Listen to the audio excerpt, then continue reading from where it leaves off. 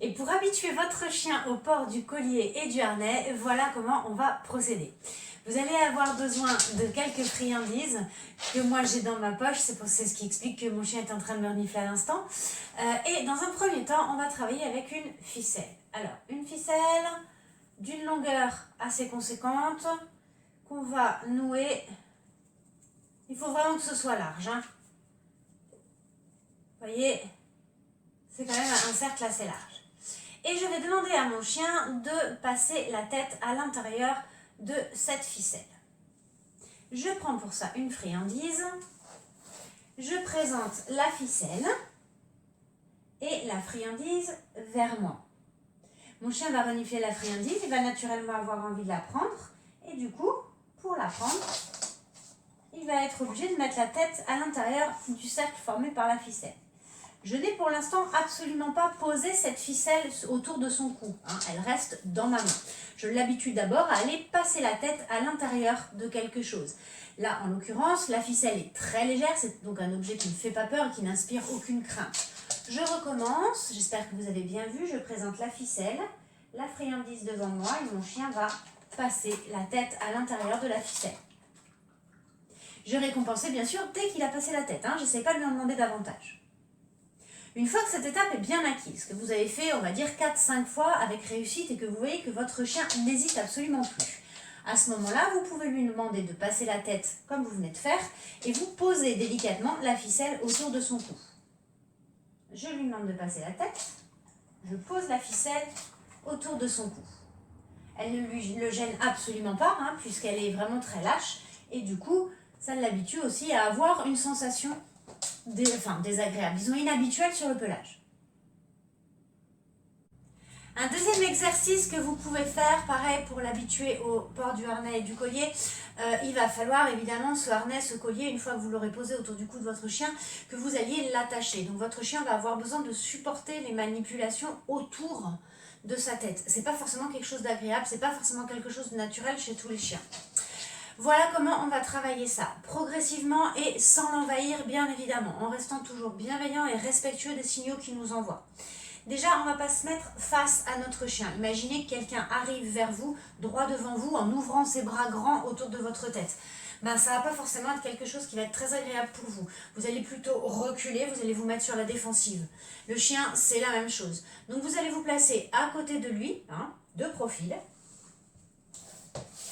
Et une fois que vous êtes profil à votre chien, vous allez simplement caresser au niveau du cou. Mon chien a l'habitude, il est particulièrement friand de papouille. Il a l'habitude que je le masse, donc à chaque fois que je le touche, pour lui, c'est pour le masser. Donc forcément, vous comprendrez bien que pour lui, il va se coucher, il va s'adonner à son passe-temps favori, la papouille. Une fois que vous avez caressé, vous voyez que votre chien accepte, n'hésitez pas bien sûr à récompenser. Et puis, on va progressivement augmenter, on va dire, l'intensité de ce contact enveloppant. Donc, au lieu de caresser avec une main, vous allez caresser avec deux mains, une dessus et une dessous. Vous voyez, là déjà, c'est un petit peu plus enveloppant. C'est un contact qui est, voilà, un petit peu plus direct, on va dire. C'est toujours des papouilles et vous pouvez toujours caresser, récompenser, bien entendu. Je vous rappelle quand même que certains chiens considèrent la caresse comme une récompense, ce qui est le cas du mien. Certains chiens pas du tout, hein. Donc c'est vraiment en fonction de votre chien, regardez-le, observez-le et jugez en conséquence. Troisième étape, une fois que vous avez papouillé avec les deux mains et qu'il a accepté ce contact, et bien vous allez faire semblant de lui poser un harnais, c'est-à-dire que, ou un collier en tout cas, de lui mettre une attache autour du cou. Donc vous allez l'aborder toujours de côté, hein, une main dessus, une main dessous, vous allez passer autour du collier et revenir. Passer autour du collier et revenir. Et si votre chien accepte ces manipulations, toujours une petite récompense, ça fait toujours du bien. On peut procéder exactement de la même manière en mimant l'attache d'un harnais. Pour ça, je vais lui demander de se mettre debout. Voilà. Je l'aborde toujours par le côté. Encore une fois, hein, c'est plus respectueux, on va dire, du chien. Viens mon bonhomme. Là, voilà. Et je vais aller... Viens mon chouchou, viens. Je vais aller envelopper mon chien Alors, d'abord caresser, là. C'est le même principe au niveau du cou, c'est juste pas au même endroit. Viens mon genou. Il est obnubilé par la friandise. Je vais avoir un peu de mal. Donc, pour le laisser en place pendant que je vous explique, ça va être la carotte qui fait avancer l'âne. Hein. Je ne lui donne pas, elle est dans ma main. Du coup, ne vous inquiétez pas si ça aboie, c'est possible. Je vais donc caresser sur le dos cette fois, parce que la tâche du harnais va se situer plutôt par là. D'accord? Une récompense. Voilà. Et puis petit à petit, une main, deux mains, s'il veut bien, viens vous le dire. Une main, deux mains, l'autre main en dessous. On a un contact enveloppant au niveau de la poitrine. Je gratouille en dessous, ça lui plaît. Ok. Et comme on a fait pour le collier, ensuite il va falloir envelopper le chien au niveau du torse, comme si on allait attacher une boucle de harnais. Viens mon loup. Je vais aller doucement, avec bienveillance et sans forcer, envelopper mon chien au niveau du thorax, gratouiller, relâcher, récompenser. Envelopper mon chien, gratouiller, câliner et récompenser. Sans jamais se montrer envahissant. Hein. Enveloppant ne veut pas dire envahissant. Attention, ne serrez pas votre chien dans vos bras. Là, ici. Et je relâche. Et je récompense, bien sûr. Petit à petit, votre chien va donc avoir l'habitude des manipulations autour du cou, des manipulations autour du poitrail et par conséquent accepter l'attache du collier et du harnais. Une fois que vous aurez bien travaillé avec la ficelle, vous pouvez passer au collier en lui-même. Un collier, donc de préférence, on va dire avec une boucle qui s'attache et se détache. Je dis de préférence parce que c'est ceux qui se trouvent le plus souvent dans le commerce. Hein. Donc ne commencez pas à vous compliquer les choses. Et vous allez non pas attacher le collier, j'espère que vous voyez bien, hein, mais simplement rejoindre les deux extrémités. De cette façon, le collier va être très large pour votre chien, mais va quand même être plus serré que la ficelle de tout à l'heure. Et on va lui demander le même exercice, à savoir juste passer sa tête sans poser le collier sur l'encolure. J'espère que vous voyez bien, là, encore une fois, il passe bien sa tête à l'intérieur de la boucle.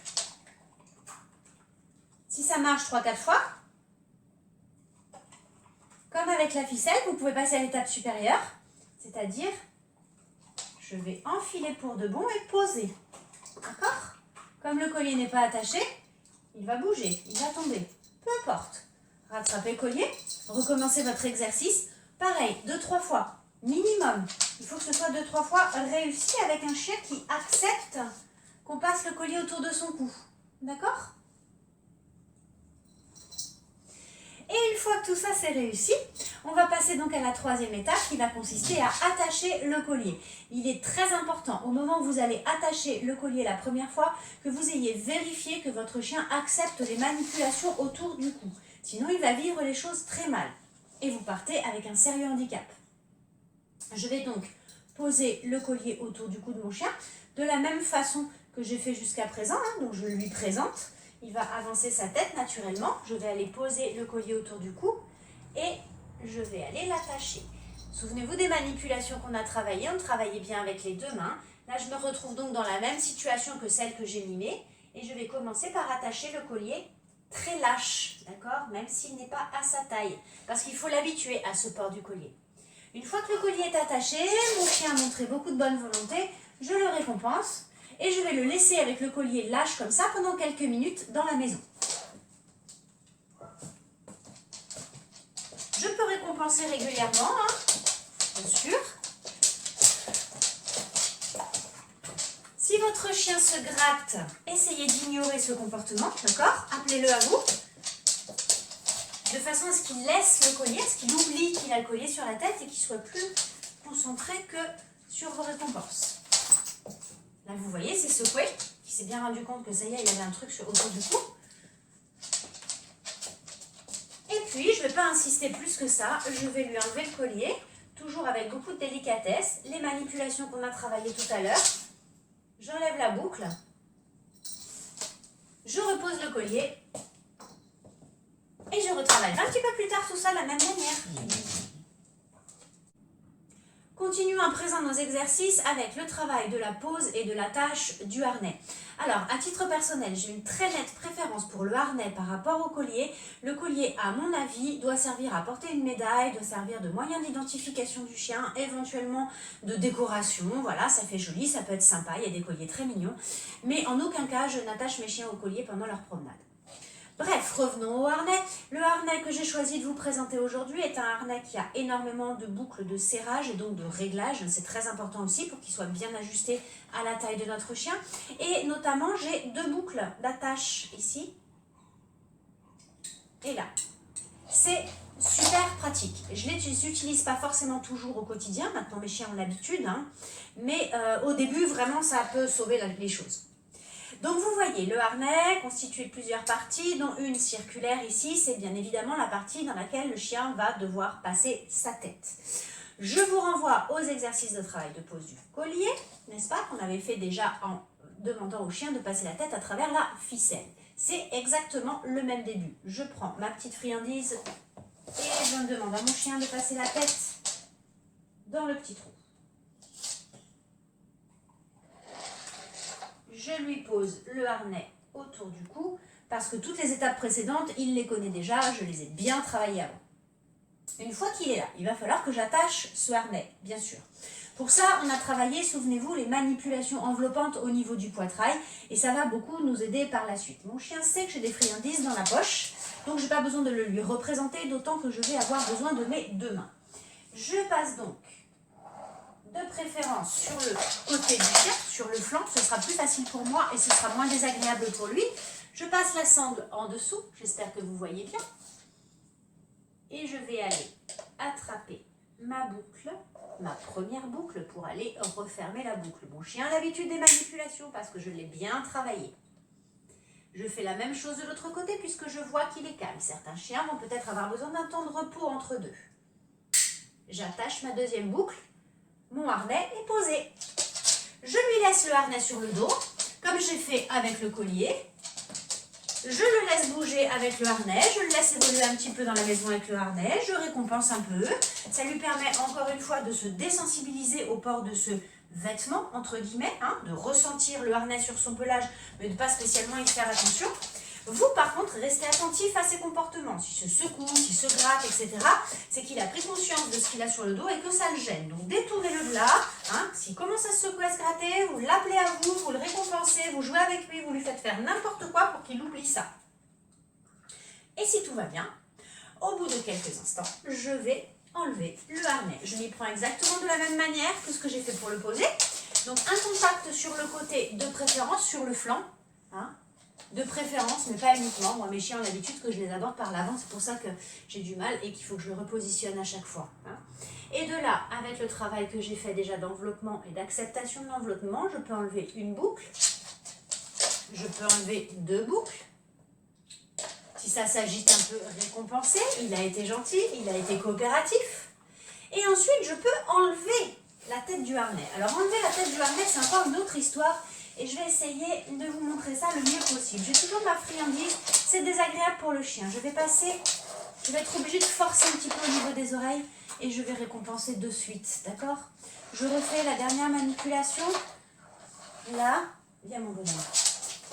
Là, voilà. Donc je vais être obligée de forcer un peu au niveau des oreilles, je le sais. Et le chien va de toute façon naturellement se retirer, donc ça va bien se passer. Si vous voulez être sûr de vous, pour la première fois, réglez le harnais très lâche, au moins au niveau du cou. Pour l'habituation, c'est beaucoup plus simple et pour lui faire rentrer la tête et surtout pour la lui faire sortir. Et puis au fur et à mesure, vous réglerez. Si vous le sortez dans la rue pendant 1 jour ou 2 jours avec le harnais pas très bien ajusté, ma foi, c'est pas dramatique, vous inquiétez pas. Ça va pas influer ni sur son comportement, ni surtout sur son anatomie. Pour 2 jours, c'est bon. Si vous travaillez bien à la maison, au bout de 2 jours, vous pourrez le régler normalement et tout se passera bien.